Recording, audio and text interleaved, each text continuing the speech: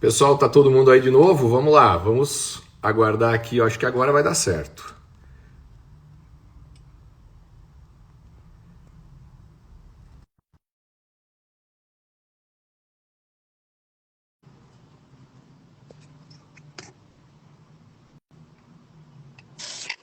Ah, agora deu, né? Oi, doutora Riciane. Olá, tudo bom, doutor? Tudo bem, tudo bem. Vamos já começar tirando o doutor e doutora, Ah, que eu acho que vai ficar mais legal essa vamos conversa, começar. né? Boa, ótimo. Que bom. O pessoal já está chegando aí. Muito bom te ver. Igual, Deu um probleminha aí no início, mas falhas da tecnologia a gente faz supera, né? Isso aí. parte. A tecnologia é aquilo que a gente conversou. Às vezes ajuda, às vezes ela nos pega e atrapalha um pouquinho. Isso aí, mas o pessoal tá voltando já reiniciamos. Quero te agradecer muito por ter aceito o convite para a gente conversar aqui sobre o tema que eu acho que acho não, tenho certeza, né? É o tema mais caro na tua carreira profissional, é um tema que você trata com tanto carinho, né? E eu tive a grata satisfação de te conhecer e passar alguns dias acompanhando o teu trabalho e compartilhando contigo algumas preciosas informações, a tua sabedoria. Eu vou apresentar para o pessoal que está assistindo e quem ainda não conhece a doutora Riciane, vou falar isso na verdade é um resumo muito resumido do currículo dela, porque se eu ficasse aqui falando da experiência dela e da formação, a gente ia gastar essa uma hora só para falar do currículo da doutora Riciane. Mas a Riciane ela é advogada empresarial há 22 anos, ela é negociadora, estrategista, é mestre em Direito Internacional, com formação na Califórnia.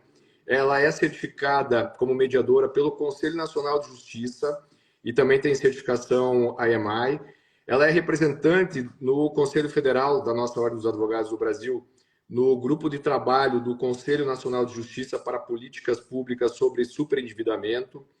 É secretária-geral da Comissão Nacional de Mediação e Conciliação no Conselho Federal da Ordem, é membro do painel de Distinguished Neutral da CPR em Nova York, é conselheira consultiva das câmaras CAMI, Converge Resolve e da CAM-CMR no Brasil, é juíza de competições nacionais e internacionais de mediação e negociação empresariais da ICC Paris, CDRC Viena, CPR Nova York e Camargo São Paulo.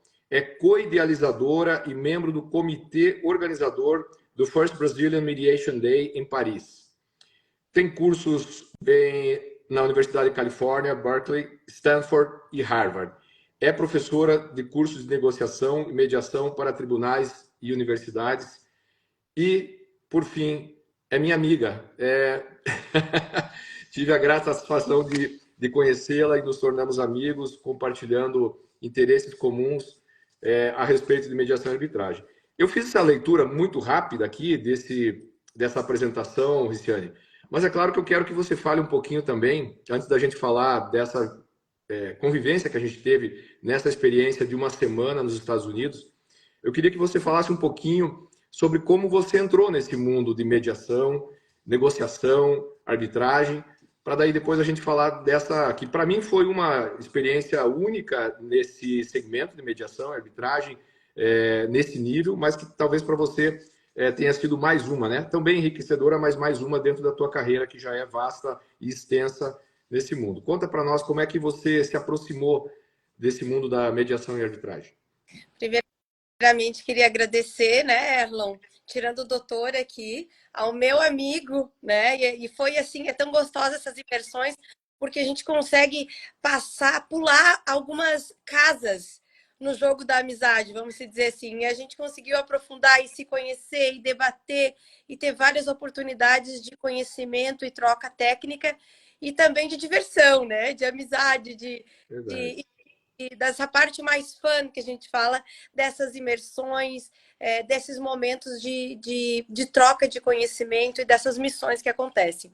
Então, eu queria aqui deixar registrar o meu muito obrigado, né, pelo teu convite, honroso o convite poder estar aqui junto com todos aqueles que seguem o teu canal. Eu sei do teu comprometimento com a advocacia e principalmente do teu protagonismo, né? Não só em Pato Branco, mas também em Curitiba e, por que não, agora mundo afora, né? As portas foram abertas e estão aí para que os advogados possam, principalmente após a pandemia, a gente pode atravessar fronteiras de forma muito mais fácil, né? Através de uma rede social, através da própria internet, que permite que a gente visite o mundo num dia e volte para casa, né? Então, isso é muito bacana. Te parabenizar pela iniciativa de trazer essa fala, né? De trazer esse tema, que é um tema que no Brasil, por mais que as pessoas achem ainda muito belo, é bastante controvertido e muito resistido, né? Inclusive pelos nossos próprios colegas.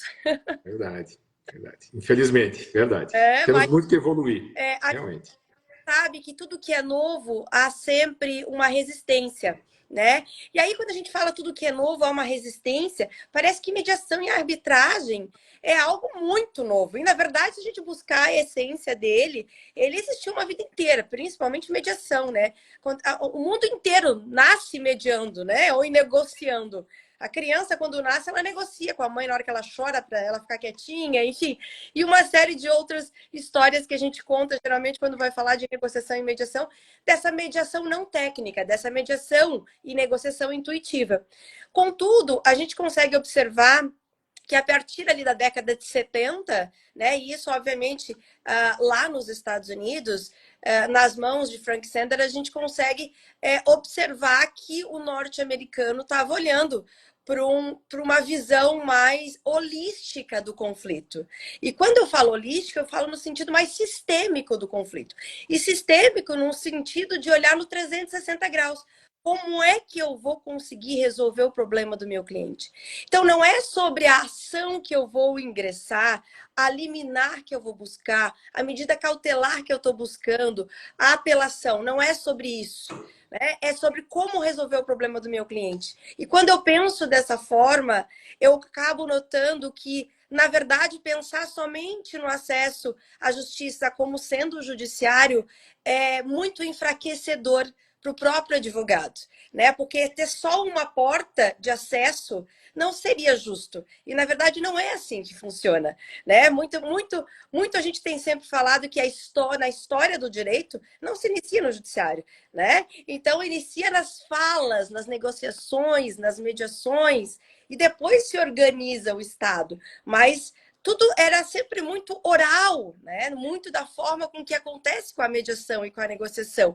Então, a gente carrega isso na nossa intuição, e em 1970, estou falando isso para contar um pouco da minha história, onde que eu caio nisso, né? Com o Frank Sanders organizando isso na verdade, lançando a grande tese da justiça multiportas, é que o mundo começa a acordar para o momento em que a gente percebe que, para resolver o conflito do cliente, para dar acesso à justiça para a sociedade civil, existem várias portas, né? Um sistema multiportas, que Frank Sanders costuma dizer. E eu gosto de rapidamente contar a história dele, porque eu acho muito interessante que ele estava devastado com os Estados Unidos, que sofria uma crise de litígio muito parecida com a nossa, ressalvadas devidas proporções, naquele momento em que ele cria essa tese, né? Então, ele tira um ano sabático para ir para a Europa para pensar, meu Deus, deve existir outras formas de se resolver conflitos, de eu poder ajudar os meus clientes, que não somente o acesso ao judiciário, porque eu não estou ajudando o meu cliente de alguma forma, eu estou congestionando o judiciário, acaba sendo tudo mais difícil, muito mais oneroso, né? O que eu posso fazer? Devem existir outras formas que eu possa trazer o acesso à justiça.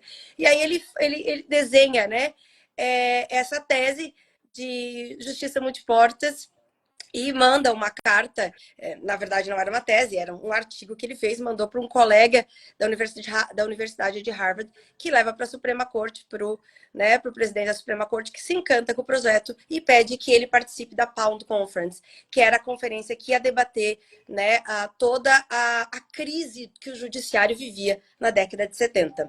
A gente faz isso praticamente ali na década de 90, um pouquinho, mas a gente traz a justiça multiportas somente em 2010. E eu tive esse contato com a justiça multiportas quando eu fui para os Estados Unidos fazer o meu mestrado, né? Quando eu fui fazer o meu mestrado, eu comecei a perceber o quanto que os Estados Unidos, né, o quanto que os escritórios de advocacia, porque eu tive a oportunidade, além de fazer o mestrado, trabalhar num escritório de advocacia, né, eu acabei primeiro estagiando e depois alcancei ali um visto de trabalho para atuar como advogada especialista voltada para a América Latina, como especialista advogada de todo o departamento da América Latina. E o que, que a gente notava? O quanto eles trabalhavam o consensual, o quanto que eles trabalhavam os métodos adequados de resolução de conflitos na forma negociada. O quanto que eles utilizavam da mediação. Né? A mediação, obviamente, ela passou a crescer muito mais a partir ali de 2010, e isso mundo afora. Isso mundo afora. Tanto é que as grandes competições de mediação, elas começaram, por exemplo, a de Paris, que vai fazer 20 anos ano que vem. Né? Então, ela começou nos anos 2000. Veja bem, a competição, né, internacional, a maior competição internacional de mediação, que traz alunos de todas as universidades do mundo, para que eles possam competir, ou seja, demonstrar as suas boas práticas, as habilidades interpessoais de negociar e mediar. Faz 20 anos que aconteceu em Paris. Né? Então, nós temos ali os Estados Unidos na década de 70, e aí, obviamente, que a Europa já fazia isso, né? De uma certa forma, os Estados Unidos só reorganizou isso e lançou, e a partir daí a gente vê o crescimento de várias câmaras de mediação e arbitragem. E nos Estados Unidos, enquanto eu morava lá e trabalhei lá, eu aprendi muito como sentar e fazer as rodas de negociação, que era algo que eu desconhecia, porque aqui eu sou da época, né, formada nos anos 2000, final dos anos 2000, perdão, de 1999, a minha formatura ali, a gente não aprendeu mediação e arbitragem. A gente Muito não pelo aprendeu. contrário. Muito pelo contrário, né? A gente Muito aprendia que o advogado bom é aquele que sabe gritar mais alto, que compra a o briga do cliente. O Exato. advogado bom é um advogado gladiador. O advogado bom é um advogado que briga com outra parte, que olha para outra parte com raiva, com sangue nos olhos. Eu vou acabar com ele. E foi muito engraçado, porque assim, ó, eu já percebia na época que eu estava lá, já existia a porcentagem, né? Essa percentagem que a gente viu na missão, que permanece, né? A cada 10 casos, 9 são resolvidos pelos métodos adequados de resolução de conflitos e um vai para o judiciário. Naquela época que eu estava lá, já era assim. E eu me impressionava muito, e obviamente que a justiça norte-americana é muito cara, diferentemente da nossa. Né? A nossa, ela não é muito cara no sentido financeiro, mas ela é muito cara por ser muito longa, né? E por ter outros tipos de custos que aí viria, era um que eu gosto muito de trazer quando eu dou as aulas, tanto para os tribunais, para as universidades, nas OABs, né? Eu costumo trazer a fala de que nós precisamos, inicialmente, quando um cliente bate a nossa porta, fazer uma análise econômica do conflito, né? O que é mais econômico para o meu cliente e para mim? Ou seja, e econômico não no sentido de financeiro, né? No sentido da economia mesmo. O que é mais eficiente? O que vai ser mais produtivo? O que vai trazer mais retorno, muito mais rápido? E começar, como dizia Frank Sanders, daquilo que é menos oneroso, que é mais rápido, mais efetivo, para aquilo que é mais, né? A gente faz aquela escala, a escala do conflito. Iniciar com aquilo que não é a briga, com a negociação, com aquilo que a gente pode fazer em casa. O ministro Buzzi, Marco Aurélio Buzzi, que é um grande amigo meu, inclusive foi quem me convidou para participar do GT, do CNJ, das políticas públicas de superendividamento, onde a gente debate muito a mediação e a negociação, ele costuma dizer que ele aprendeu e se apaixonou pela negociação e pela mediação, perdão, porque ele aprendeu com o sogro dele, que dizia o seguinte, que salvo engano era juiz, que o primeiro juiz da causa é o advogado, né? Então, o advogado tem que ter essa sapiência, ele tem que ter esse protagonismo de entender que a causa pode ser gerida e resolvida por ele, ou com a ajuda dele, no caso da mediação, né? Então, na verdade, quando a gente bate as portas do judiciário, a gente está terceirizando aquilo que, às vezes, e muitas vezes, nós, advogados, poderíamos ter o protagonismo de resolver isso e fazer com que nossos clientes ficassem ainda mais honrados de ter escolhido o nosso escritório para estar ali resolvendo o problema deles, né? Verdade. Eu não sei rapidamente aqui, Erlon, mas assim, outro contato que eu acho que é muito importante, voltando dos Estados Unidos para o Brasil, foi um grande choque, né? Porque eu voltei ali na década de 2010 e realmente estava só iniciando no Brasil. Tu vê que a gente tem a resolução que é de 2010 do CNJ, né? É a resolução que implantou o estímulo aos métodos adequados de resolução de conflitos. Ali eu sei que o Frank Sender já havia feito, inclusive, algumas visitas ao Brasil para que o legislador pudesse compreender um pouquinho mais e trouxesse para o Código de Processo Civil em 2015 a Justiça Multiportas. Neste momento, para mim foi um choque. Eu falei, meu Deus, então tudo que eu aprendi, a forma de advogar, porque eu desaprendi a advogar lá e voltei a aprender uma nova forma, né? Então a gente fazia muito trabalho de rodadas de negociação. E aí o que aconteceu foi que eu passei a tentar buscar aqui, através da OAB, as comissões de mediação, para me envolver e para poder trazer um pouco do meu conhecimento e ver o que a gente poderia contribuir para estimular aqui no Brasil essa movimentação. E aí, desde 2018, eu participo das competições de mediação aqui no Brasil e tenho trabalhado em prol de participar das competições de mediação mundo afora. A do CPR, que é uma competição internacional inteiramente em inglês, que acontece em São Paulo. É uma competição de Nova York que acontece em São Paulo. Fiquem atentos, quem tiver interesse, sempre no mês de abril. Aí nós temos, em fevereiro, um pouquinho antes, a competição internacional de mediação comercial, que é da International Chamber of Commerce, da ICC, que é a maior competição do mundo. E nós temos, dando um saltinho para julho, a competição de Viena, que acontece também há um bom tempo, estimulada, a competição de mediação de Viena vem estimulada pela competição do Vismut de arbitragem, que é a maior competição de arbitragem do mundo, que acontece lá em Viena. Enquanto a de mediação acontece em Paris, a de arbitragem maior do mundo acontece em Viena.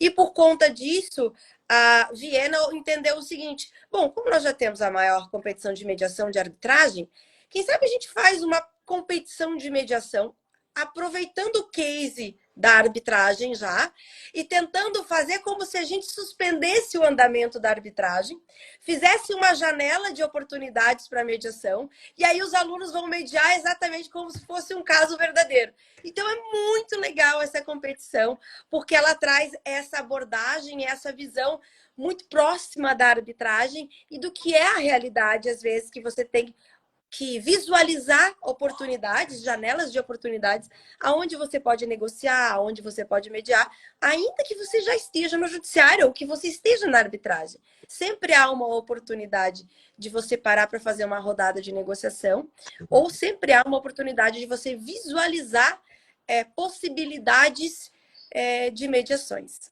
Perfeito. A tua jornada é riquíssima de conhecimento, de experiência. Você falou bastante coisa sobre o que é, na verdade, a mediação. Esse início da história da mediação na América, através do Frank Sender. Nós talvez estejamos precisando de um Frank Sender aqui no Brasil, né? Porque a gente está nessa missão que a gente participou agora em Nova York, nós tivemos contato com muita gente importante das câmaras de arbitragem, nós tivemos a oportunidade de visitar a Suprema Corte do Estado de Nova York, conversando com juízes, desembargadores daquela corte, conseguimos conversar com pessoas importantíssimas de câmaras de mediação e arbitragem dos Estados Unidos, talvez as mais importantes, trocamos experiências realmente muito ricas com eles, mas nós sentimos, e isso era uma voz comum entre todos os participantes, de que o nosso problema aqui no Brasil é cultural, né, Riciane? Nós temos...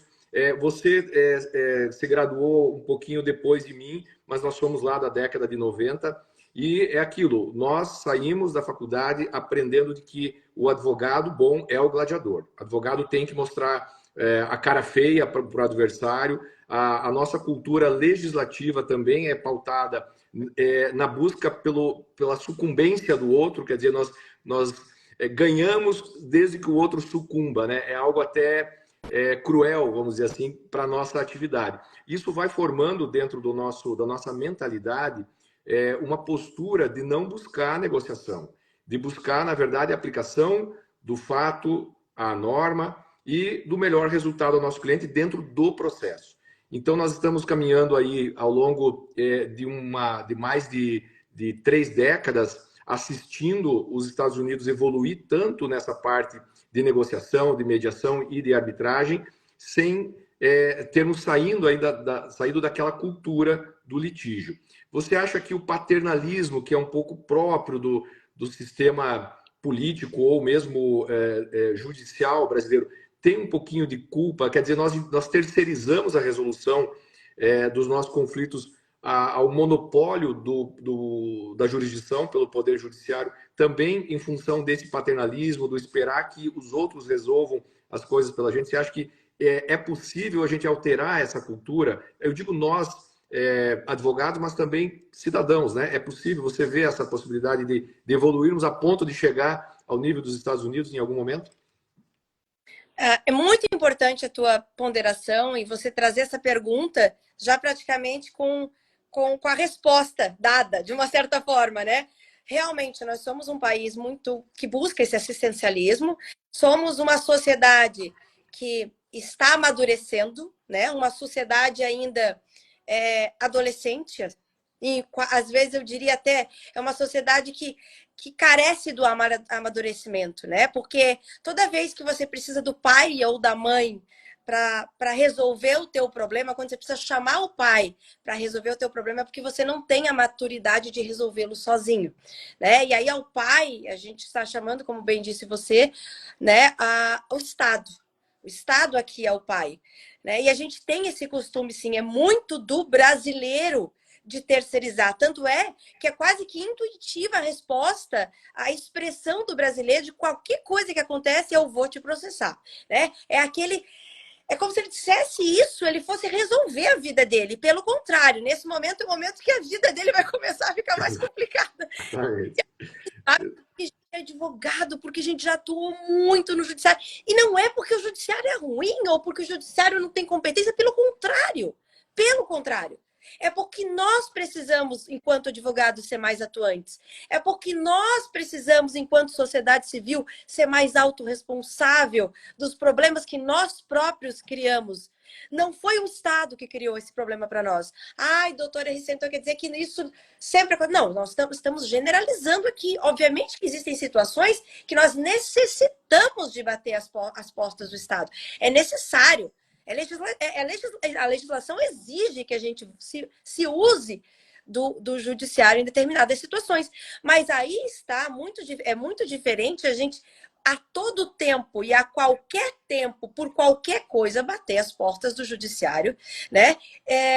Solicitando que ele, às vezes, resolva um problema de 300, 400 reais, de R$ 1.000 ali, quando, na verdade, ele tem quase 100 milhões de processos para resolver. Então, é imaturo da nossa parte, e aí não é só da sociedade civil, obviamente que é inteiramente da sociedade civil, mas eu acho que a nossa classe, enquanto advogada, ela também precisa amadurecer isso. E aí, chamando, obviamente, e colocando, chamando a meia-culpa aqui, eu digo isso porque eu, por muito tempo também, como a gente bem falou aqui, nós não aprendemos a negociar e mediar. Então, não era natural para nós. A academia não nos ensinou isso. Hoje, os alunos que eu vejo fazendo essas competições, gente, eu fico olhando para eles e eu gosto sempre de, ao final da minha fala de feedback, enquanto juíza dessas sessões que acontecem, dessas competições, ao final de tudo, dar uma fala motivacional e dizer para eles o quão inspirador e esperançoso é para o Brasil saber que nós temos agora uma nova forma de pensar. Uma nova academia, não são todas as universidades que estão fazendo isso, mas existe uma academia, parte da academia, né, que fortemente está acreditando nos métodos adequados de resolução de conflitos, que entendem que o advogado tem a capacidade, e muito grande, A gente foi treinado para isso. A gente só não tinha nos avisado. Mas nós fomos esses 5 anos treinados a bater as portas do judiciário, mas a gente sabe sim como resolver o problema. Não precisa estar peticionando o tempo todo. A gente pode negociar. A gente pode ser o grande protagonista, como eu disse lá atrás. A gente pode mostrar para o nosso cliente que existem várias portas, várias ferramentas para resolver esse problema. Na nossa missão, foi mencionada uma frase, Erlon, que eu costumava falar muito nos cursos que eu dava, e agora até não tinha mais usado essa, mas a pessoa que só tem, digamos que um martelo uma vida inteira, né? Ela acha que, ou na verdade um prego, ela acha que o martelo é a única forma de resolver o problema. Então a gente precisa ser um pouco mais criativo, o advogado precisa ser mais criativo.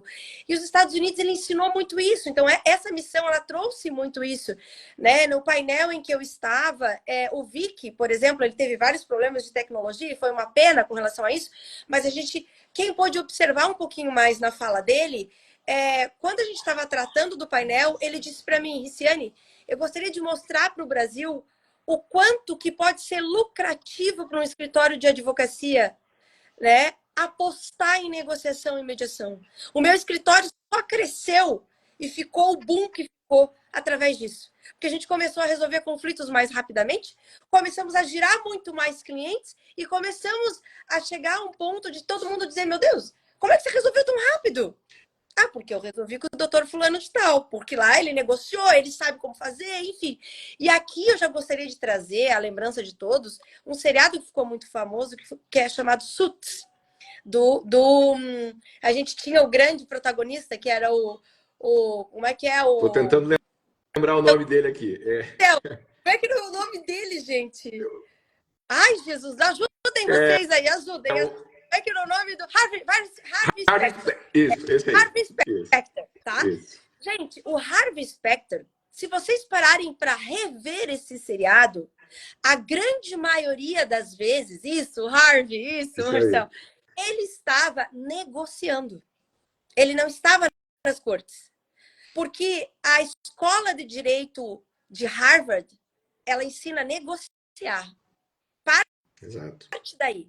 O primeiro passo para você ser um bom advogado é você saber negociar. É saber usar a tua palavra, o dom da palavra, para encantar o outro lado, talvez estremecer até o outro lado, mas saber entender como que eu vou conseguir encontrar ou criar uma resolução de conflitos. E nós advogados da RCN, nós somos estrategistas. Exato. O que a gente tem que fazer é mudar a mentalidade de usar a melhor estratégia dentro de um processo judicial, que é demorado, é caro, para usar as melhores estratégias dentro da negociação. É uma virada de mentalidade, né? E aí, usando as habilidades... Isso. Né? Eu quero aproveitar que a gente está falando para um público, acho que grande, de advogados. Nós temos, talvez, alguns membros do Ministério Público ou magistrados eventualmente assistindo, porque nós estávamos acompanhados também de vários magistrados e também do Ministério Público, mas muitos advogados. E eu quero chamar a atenção para um dado que foi talvez o mais impactante para nós. Você já conhecia esse dado, mas para quem não lidava muito ainda com as informações da mediação e arbitragem nos Estados Unidos, é o dado de que lá 98% das disputas não vão parar no judiciário. Elas são resolvidas por meio de métodos alternativos, ou modernos, ou adequados, que eu acho que é a melhor expressão, métodos adequados de resolução de disputas. 98% dos conflitos, das disputas, não vão parar dentro do Poder Judiciário. São resolvidas antes, justamente em razão da justiça multiportas, né, da cultura que se tem nos Estados Unidos de primeiro escolher a mediação, eventualmente a arbitragem, para só, em último caso, se utilizar do Poder Judiciário. Aqui no Brasil, nós podemos inverter esses números, né? Nós podemos inverter, quer dizer, 98% das disputas vão parar no Poder Judiciário. E boa parte delas ficam aguardando muito tempo para serem resolvidas. Então, esse número, eu acho que é impactante para a nossa realidade e, mais do que impactante, ele deve servir de inspiração. Porque a sociedade norte-americana tem as diferenças da sociedade latino-americana, em especial do Brasil? Tem, mas nós temos talvez mais condição ainda de evoluir do que eles, porque nós temos sensibilidade. O brasileiro tem sensibilidade. E aí, falando em sensibilidade, eu quero puxar o gancho para a gente falar da advocacia 5.0, porque ela tem tudo a ver com a adoção desses métodos de solução de disputas que não são os tradicionais, que não é o poder judiciário, e que é baseado também nessa maneira de enxergar o problema, mas enxergando a pessoa, enxergar aquilo que está por trás do problema que é trazido numa disputa, né? Você também trabalha essa questão da advocacia 5.0 e vê isso como uma virtude para se avançar na adoção desses métodos adequados de solução de disputas? Com certeza. Eu entendo que esse é o grande futuro. Futuro não só futuro, é presente já, né? Mas quando a gente fala futuro é que a gente imagina que lá na frente não tem outra forma de se andar senão com esse olhar, né? 5.0 que a gente fala. E esse olhar 5.0, ele traz uma característica humanista, né? Principalmente neste da inteligência artificial tão próxima da nossa vida, tão próxima da nossa carreira, e inclusive com debates grandes acerca da inteligência artificial e do quanto que profissões, né, acabarão em razão disso, que terão que se reinventar. Existe ainda a especulação sempre de que e o advogado? Será que ele irá ser substituído pela máquina, pelo robô? Nós tivemos a informação do Colin Rule, que é um dos grandes nomes da mediação online no mundo, foi quem criou todo esse conceito, enfim, professor de Stanford, que estava nessa nossa missão. E ele trouxe um dado que é bem interessante, que a inteligência artificial passou na prova da OAB nova-iorquina, que é considerada a mais difícil dos Estados Unidos, aí, né? Sempre Nova York e Califórnia. Eles ficam brigando porque as OABs por estado. A legislação nos Estados Unidos é estadual, né? Não são todas as legislações como aqui acontece, né? Que é federal, no âmbito federal. Tivemos lá, né? No New York City Bar. Isso. Teve lá isso no New York City Bar. E o que ele disse é que a inteligência artificial passou na prova em 5 minutos. Né? Então, assim, a inteligência artificial passou na prova em 5 minutos. O que isso quer dizer? É assustador? É óbvio que é assustador. É óbvio que é assustador. Não só para nós advogados, mas para todas as profissões. Contudo, a gente tem que olhar isso com olhos de humanos. Olhar com os olhos com vontade de ver, eu digo, né? Olhar com vontade de ver, com olhos de enxergar. O que a gente pode fazer através disso? A gente tem que, obviamente, fazer o que a sociedade 5.0 se propõe a fazer. Esse conceito de sociedade 5.0, que depois foi trazido para as profissões, para o direito, para a educação, para a ciência, enfim, ela significa algo que foi estudado em 2014, foi um conceito que foi desenvolvido por uma consultora do Fórum Econômico de Davos, da ONU, e uma professora da Universidade de Genebra, Yoko Harayama, que parou para analisar, a pedido do primeiro-ministro japonês, o que eles poderiam implantar, o que eles poderiam apresentar para o Japão, naquele momento em que eles passavam por situações dramáticas, né? De Fukushima, tiveram ali aquele problema que a gente teve das superondas, né? Que aconteceram ali, devastaram o Japão. Enfim, eles tiveram tantos problemas e, somados a isso, eles avançaram tanto na tecnologia que eles eram considerados e vinham sendo considerados uma sociedade que a maior parte dos jovens estavam com depressão.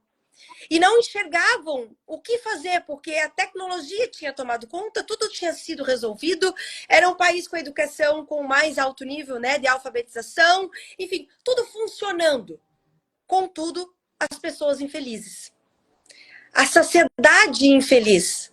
O japonês se suicidando. Então, o que a gente pode fazer? O que está acontecendo aqui? E ele pede para Yoko Harayama que ela faça um estudo para entender qual que seria o próximo movimento. O que está acontecendo? O que a gente pode fazer em prol da sociedade como um todo?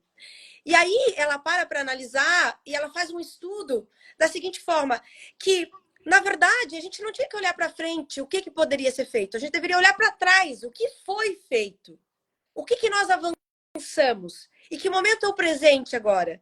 E aí ela para fazer essa análise e chega à conclusão, de acordo com a própria história, né, da humanidade, que nós tivemos primeiro uma sociedade 1.0, que ela diz, que é a sociedade bastante primitiva, né, da caça. A sociedade 2.0, que é a sociedade quando o mundo evolui e começa a trabalhar a criação de feudos, agricultura. A sociedade 3.0, quando caminha um pouquinho mais, e nós que aqui eu estou acelerando porque a gente tem o tempo correndo aqui, né? Sim. Dá uma aula completa. A sociedade industrial, né? Quando nasce a Revolução Industrial. E a sociedade 4.0, que é a sociedade que nós estamos vivendo hoje. A sociedade da informação, da tecnologia. A sociedade da internet das coisas, da inteligência artificial. E aí ela diz assim, e agora, para onde vamos? Ela se questiona e a todos aqueles que estavam junto dela. E ela disse, agora é hora de nós pararmos de olhar para a caça, para as cidades, para as indústrias e para a tecnologia. É hora de nós olharmos para nós. A próxima sociedade tem que ser uma sociedade olhando e valorizando o ser humano. As habilidades interpessoais do ser humano são aquelas que farão com que nós venhamos a sermos mais felizes, trabalharmos com mais qualidade de vida e fazermos as pazes com a tecnologia. Então, nessa hora, dentro do direito 5.0, que a gente pode dizer, a gente vai se beneficiar dessa inteligência artificial que passou na prova da Ordem dos Advogados dos Estados Unidos em 5 minutos para nos auxiliar a fazer a melhor redação que a gente pode fazer. Dado o nosso conhecimento, dada a nossa intervenção. Mas melhor do que isso, por mais que a gente possa se utilizar dessa inteligência para fazer melhores pesquisas, para obter jurisprudências, para fazer mapeamento de situações, de casos, de que quer que seja, essa inteligência jamais vai tirar o humano que existe dentro de nós. E nenhum cliente quer ser atendido por um robô. Nenhum cliente quer sentar na frente na hora do escritório, na hora que procura um escritório de advocacia e vai aceitar conversar com uma inteligência artificial. Não. Ela vai ser, sabe quem? O nosso estagiário. Ela vai ser esse tipo de ferramenta que nós temos. Exato.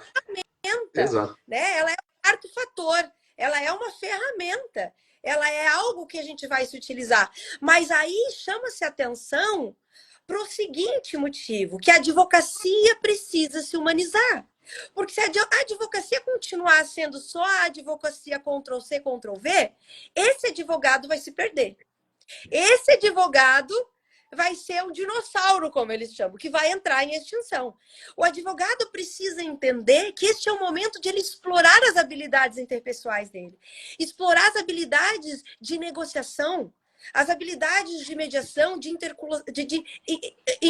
trabalhar as formas de elaborar a palavra que eu queria falar, não me veio agora, mas elaborar diálogos, não só com os nossos colegas. Na hora que você vai despachar com o juiz, na hora que você vai conversar com o Ministério Público, o juiz e o Ministério Público, eu já cansei de conversar com grandes amigos que são promotores, que são juízes, que são desembargadores, que são ministros, inclusive. Quando você vai fazer um memorial, ninguém quer que você aponte a lei. Ele quer que você traga um fato. Ele quer que você traga o lado humano. O que eu não vi aqui nesse caso? O que existe aqui que realmente faz a diferença? E não vai ser esse memorial que vai fazer a diferença. Vai ser a forma com que você vai conduzir o diálogo, né? E a comunicação assertiva que você terá, tanto com o colega que está na mesa de negociação, tanto com o colega que está na mesa de mediação, tanto com o juiz que você estará despachando, com o desembargador, com o promotor de justiça. Ele vai te olhar diferente. Esse exercício, né, Riciane, da gente olhar para aquilo que está por detrás da pretensão ou da resistência, principalmente focado no ser humano que está por trás dessa pretensão ou da resistência, é algo que começa para nós advogados desde o atendimento, o primeiro atendimento ao cliente. É saber ouvir esse cliente, entender essa dor, e isso se aplica também para o mundo da advocacia empresarial, que é, né, a advocacia que a gente faz, que eu faço, que você faz. Em alguns ramos do direito, isso é mais aplicável e aplicado há algum tempo, por exemplo, o direito de família, o próprio direito de sucessões, direito da infância, enfim, esse lado humanístico já é mais praticado e exercitado pelos operadores do direito.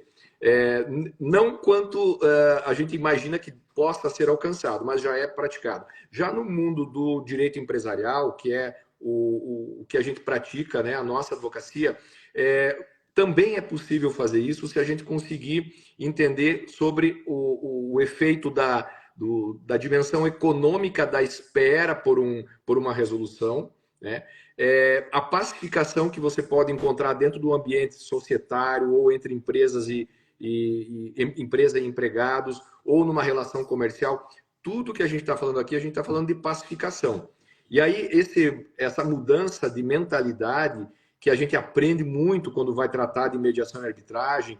Eu, quando comecei a ouvir sobre mediação, eu achava uma coisa assim muito abstrata, muito utópica, né? E é uma coisa tão interessante quando você volta, principalmente de uma imersão, como nós tivemos agora nos Estados Unidos, a gente volta já com uma mudança de mentalidade para as coisas práticas. Então, no primeiro dia que eu retornei aqui, já chegou uma questão simples de uma dívida de uma empresa com outra, e aí o advogado interno da empresa me falou, olha, todas as notificações que a gente tinha que enviar já foram enviadas e a parte adversa não respondeu, vamos entrar com ação. Eu falei, peraí, mas vamos ver como é que essa notificação foi. É ainda naquele modelo, fica notificado para dar cumprimento à obrigação no prazo de 72 horas, sob pena de... Isso não é um diálogo, né? Isso não é um diálogo, mesmo no mundo empresarial. E aí você vai partir para uma disputa judicial que pode demorar 10 anos, talvez sem efetividade, quando com um passo a mais você poderia passar a mão no telefone, fazer aquilo que muita gente não faz, né? Aí também a meia culpa. A gente fica nas rotinas automáticas de uma notificação, de uma interpelação, sem buscar o diálogo. Então, essa advocacia 5.0 é uma mudança de mentalidade, olhando o lado humanístico, mas também dentro da advocacia empresarial, né? Você vê isso, você que atua também, assim como eu, nesse mundo. Com certeza, Erlon, muito oportuna, né, a tua ponderação, a tua colocação, porque principalmente nesses casos, porque como você bem falou, a mediação sim, ela nasce no direito de família, é ali que ela é acolhida, e por essa razão, talvez, é que no Brasil as pessoas ainda pensem que mediação é só para direito de família, e é claro que ela funciona muito bem para o direito de família, que bom que ela existe, né? Mas no direito empresarial, é muito importante notarmos que o direito empresarial, às vezes, ele não se distancia tanto do direito de família. Porque a empresa é a nossa segunda família quando nós estamos falando de sócios, né? Quando, às vezes, a relação que temos, às vezes, com sócios é uma relação praticamente de família. A relação que temos, às vezes, com fornecedores, com clientes, é a relação que daqui a pouco sustenta a minha família através disso que eu trabalho nessa empresa. Então, tempo é dinheiro para esse empresário, é às vezes ainda mais urgente. A mediação na área de família, ela é muito importante por conta do diálogo, obviamente, né? E a sensibilização que tem que ter, a importância do restabelecimento das relações, os laços afetivos. Obviamente que ela é mais romântica, né? E quando a gente traz para a objetividade, para o pragmatismo do direito corporativo e do direito empresarial, a mediação chega com uma roupagem diferente. Ela não vem com esse romantismo, ela não vem para ninguém abraçar a árvore, se abraçar e mandar beijo. Não é para isso. Ela vem para ela ser rápida, para ela ser efetiva, para ela ser eficiente. O que praga, assim, de forma pragmática, a gente pode aplicar para resolver esse problema e para a gente passar isso, colocar de lado. A fila anda para o empresário. Ele não pode passar 10 anos discutindo uma causa. Isso pode dar falência para ele, isso pode dar recuperação. E falando em recuperação, nós temos aí as mediações antecedentes que o legislador, na época da pandemia, se ateve a isso e disse, opa, para aí. Né? A gente está precisando inovar um pouquinho na legislação falimentar e trazer o Instituto da Mediação, que foi muito bem acolhido, e da negociação antecedente, foi muito bem acolhido no Código de Processo Civil de 2015. Precisamos trazer isso. Isso nasce em 2020, né? Durante a pandemia, em meio à pandemia, porque muitas empresas estavam indo à falência, porque muitas empresas estavam solicitando recuperação judicial. E a mediação, nessa hora, pensando de que a mediação tem esse cunho do restabelecimento das relações e da importância da sobrevivência, né, da subsistência dessas relações, tem tudo a ver com o empresariado, né? Eu tenho ali os meus... Eu, enquanto empresário que sou devedor, né, os meus credores, eu tenho interesse de me bem relacionar com eles, de repente. Porque se eu não me relacionar muito bem, eu posso ir à falência. E se eu for à falência, aí, enfim, aí sim que acabou toda a história daquilo que às vezes eu construí décadas, ou que meu pai construiu, ou que meu avô construiu. Então, assim, as histórias, e considerando o fato, e agora já vou terminar a minha fala para te passar a palavra, Erlon, porque assim, vocês viram que, gente, é um perigo. A Riciane, quando puxa a fala, meu Deus do céu, peço perdão pro meu amigo Erlon aqui. Tá muito bom, assim. Mas é o tema que eu sou apaixonada. Mas assim, nós temos a situação de que no Brasil 98% das empresas são familiares. Então, nós não estamos muito distante de falar de família aí, né? Então, assim, isso são dados, né? Exatamente do Sebrae, são dados do IBGE. Então, a gente tem muitos dados de que realmente no Brasil a grande maioria das empresas, especialmente no Sul, elas são familiares. Então, por isso que serve como uma luva as negociações antecedentes antes de uma recuperação, ou as negociações antecedentes antes do ajuizamento. Ou ainda mais, Erlon, agora só para terminar minha fala, às vezes eu gosto muito de dizer que mediação não é panaceia, não quer dizer que ela vai resolver tudo. Não é isso que nós estamos tentando vender aqui. Nós somente estamos tentando dizer que é uma ferramenta muito forte para o advogado, que é uma ferramenta muito importante para a sociedade civil, para tomar a autorresponsabilidade, tentar resolver, encontrar o seu problema. Porque ninguém melhor do que nós que criamos o problema, para construir a solução. Só nós sabemos aquilo que é importante para nós, né? Então, aí nós, enquanto advogados, auxiliamos o cliente a encontrar essa solução. Mas o que eu queria dizer aqui, que é muito importante, é que a gente precisa prestar atenção ao fato de que, às vezes, talvez seja necessário ajuizar uma ação. E é estratégico, sabe por quê? Porque às vezes o outro lado só vem para a mesa se você ajuizar uma ação. Então, não quer dizer que você não vai se utilizar do judiciário às vezes. Mas às vezes a utilização do judiciário ela é estratégica para chamar para a mesa. E aí você suspende o andamento do processo e passa a negociar, depois só homologa. Isso é um detalhe importante. Desculpa te cortar, mas isso é um detalhe importante para a gente não perder o gancho desse aspecto, inclusive processual. Porque, embora o ajuizamento da ação seja algo estratégico, porque somente com a existência com o start do embate vai haver a possibilidade de uma aproximação, é importante entender que nós temos mecanismos dentro do processo civil que permitem, e o advogado tem que fazer uso dessas ferramentas, mesmo durante o processo, inclusive na fase de cumprimento de sentença, requerer a suspensão do processo e até os sejus que podem fazer a vez da mediação nessa fase, não é só naquela primeira audiência. Ele pode atuar, ou mesmo as partes optarem por uma outra forma de mediação, eventualmente até o juiz pode atuar como mediador, embora eu entenda que nem sempre é o ideal, né? O juiz está preparado realmente para aquela última hipótese, que é o julgamento. Mas tem muitos juízes vocacionados também para fazer mediação, né? Na nossa missão, nós estávamos lá, nós advogados, eu acredito que estávamos em minoria. A maioria eram magistrados, né? Brilhantes magistrados aqui do Brasil que nos acompanharam. E assim, é possível ver, tanto nas obras doutrinárias deles, na atuação jurisdicional deles, de que eles são vocacionados para buscar a pacificação com algo a mais do que simplesmente a canetada. Então, às vezes, o juiz ele vai também poder servir do próprio mediador, né, que é o fomento à conciliação, que é próprio da atividade jurisdicional também. Mas o advogado entender que ele pode pedir a suspensão do processo e propor à outra parte um diálogo fora da letra fria dos autos é já um algo a mais, né? É uma mudança de mentalidade. Então, essa nossa conversa aqui, embora seja com um tempo menor do que nós gostaríamos, dá para conversar bastante aqui, mas eu acho que é um início, né,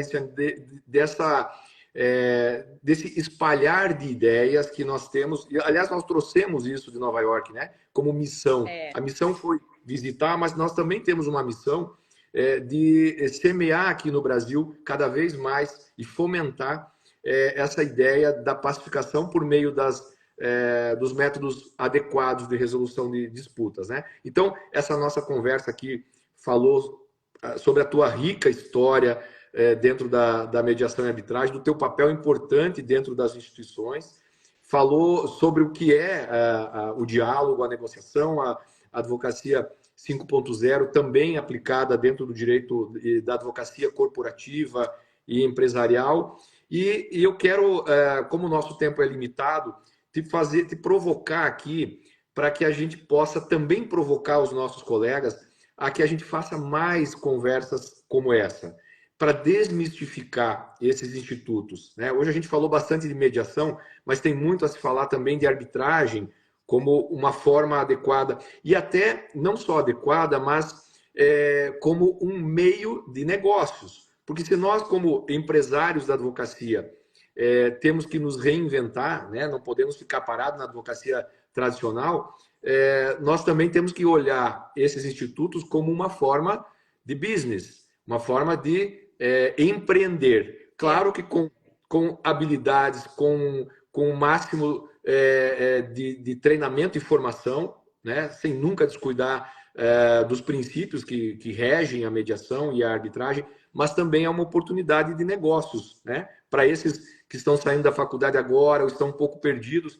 ou até mesmo para advogados e operadores de direito em geral experientes que podem enxergar esses institutos como uma alternativa de negócio para ajudar a pacificação social. Nós vimos, eu não lembro se você teve oportunidade, mas eu encontrei lá em Nova York um brasileiro que tem talvez hoje a principal Câmara de Mediação e Arbitragem da Califórnia, e que hoje está com quase 80 árbitros e mediadores, uma história de sucesso o trabalho dele lá, e isso é um negócio, é um business. Ele não é da área do direito, mas ele enxergou como negócio e fez parcerias importantíssimas com personagens importantes da justiça norte-americana que, saindo do judiciário, foram atuar como árbitros e mediadores. Também esse viés pode ser enxergado e fomentado, né? Olhado com carinho dentro do nosso país, né, Ricine? Sem dúvida, a tua fala foi bem pertinente, Erlon, e realmente é isso. Eu acho que é bem importante a gente parabenizar todos os nossos magistrados que têm apoiado os institutos de mediação, de arbitragem, enfim, todos os métodos adequados de resolução de conflitos. Uma vez que a gente está aqui no Brasil, que é um país muito litigante, um dos mais litigantes do mundo, em razão do grande número de ações que temos andando aqui, a missão da magistratura, a missão do Ministério Público em apoiar os institutos é providencial, porque o brasileiro ele precisa da justiça, que ele acredita que é o judiciário, dizendo e validando esses institutos. Então, quando a gente vê magistrados comprometidos com a mediação, ainda aqui dentro do judiciário, ou ainda melhor, acreditando, inclusive recomendando que os advogados e seus clientes vão para câmaras de mediação, que é o que acontece. A gente teve o caso da doutora Andréia, né, da Vara de São Paulo, que ela suspende, né, ela suspende o processo ali e manda para a Câmara de Mediação e Arbitragem, que vai fazer a mediação antecedente à RJ, né? Então, assim, a gente teve casos que são realmente extraordinários, mostrando que nós temos, sim, grandes magistrados, e o pessoal do Ministério Público, e também advogados que estão à frente, que estão com esse olhar inovador, com esse mindset de tentar ver que existem várias formas de se resolver conflitos. E o Brasil, como você bem disse na tua fala, gostaria de te elogiar, Erlon, porque foi uma sensibilidade tua, trazer o fato de que o brasileiro, por si só, ele ama conversar, ele ama falar. E ele é sensível, ele é reconhecido mundo afora como uma pessoa muito sensível, uma pessoa muito amorosa. Então, nós temos o dom natural de dialogar. Por que não explorarmos isso mais? E agora, chamando a atenção a todos os nossos colegas de maneira técnica, tá? Não é porque somos advogados formados com, né, com a OAB, porque tem uns que dizem formado com a AB e tudo, não. Advogado é com a AB, não existe com a AB e tudo, é com a AB. Então, não é porque temos a OAB, porque conseguimos passar na prova da OAB, que nós sabemos mediar e sabemos negociar. Não, isso é uma técnica. Então, estudem, busquem se informar do que se trata, busquem fazer cursos de especialização, busquem entender como funciona. Porque é o que a gente faz quando a gente diz que a gente negocia, sem ter feito um curso apropriado, a gente faz negociação intuitiva e não negociação técnica. E a chave vira quando você aprende excepcionalmente como negociar de forma técnica. Fica essa dica realmente para não só para os recém-formados que estão buscando se colocar no mercado de alguma forma, mas para todo mundo. A OAB, ou as seccionais da Ordem dos Advogados do Brasil, elas estão iniciando já um trabalho de formação, de fomento também à mediação e arbitragem, mas hoje tem muitos cursos, as próprias câmaras de mediação e arbitragem promovem cursos. A Riciane é uma referência, tá? Então, nós estamos falando aqui, esse meu diálogo aqui é com uma referência. Ela não só é referência em mediação e arbitragem, como hoje trabalha muito na advocacia, na mediação em processos de mediação antecedente, em processo de recuperação judicial. Vai ser uma parceira do nosso escritório, com certeza. Ela está em Florianópolis, mas ela atua no mundo todo, até por conta da experiência internacional dela. E ela também pode dar dicas aí de formação, né? Claro. Dessas provas que tem para poder evoluir nessa formação de mediação e arbitragem. Então, se eu puder deixar uma mensagem final, que o nosso tempinho está acabando, é assim: prestem atenção em mediação e arbitragem, qualquer que seja a sua posição, né, dentro da sua carreira, e preste atenção nessa pessoa com quem eu estou falando hoje, que eu tive o prazer de falar, que é a doutora Riciane Goulart. Imagina, obrigada, Erlon. Foi excelente a nossa conversa. Passou que eu nem vi. Muito obrigada a todos que participaram e contribuíram com as suas falas ali. Eu estou sempre à disposição. Quem quiser entrar em contato comigo, só mandar no direct ali. E eu gostaria de deixar uma última frase para todos os advogados, porque eu vou falar da minha classe, né? E muito além do que advogados, nós somos engenheiros de soluções. Lembrem-se disso, tá bom? Muito mais do que advogados, somos engenheiros de soluções. Então, vamos focar nisso, em criar soluções criativas e poder trazer isso para a nossa advocacia. Obrigada. Maravilha, Riciane. Obrigado. Obrigado a todos que nos acompanharam e já estamos quase marcando o nosso segundo encontro para daqui a algum tempo. E temos muita gente também para conversar com a gente, né, Riciane? Fizemos muitas conexões, vamos conversar bastante. Obrigado, um abraço. Obrigada. Boa noite a todos. Boa noite. Tchau, tchau.